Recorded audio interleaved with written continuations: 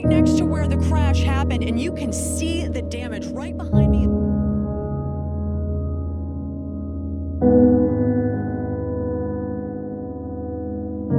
Some structural engineers out here say it doesn't look that bad, but in reality, this is a very serious accident. It's going to take a long time to fix. The structural...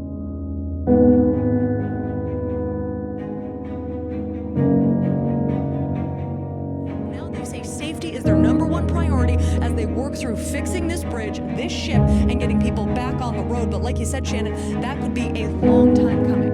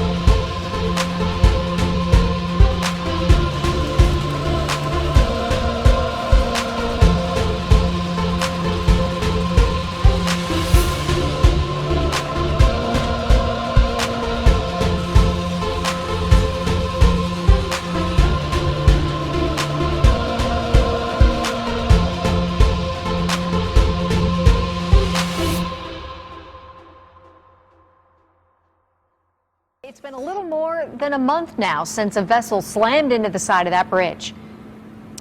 Well, Paige, we expected these barricades to be blocking traffic from going onto the Matthews Bridge for months, but tomorrow these barricades are actually going to be removed 33 days after they were placed here. And many drivers wonder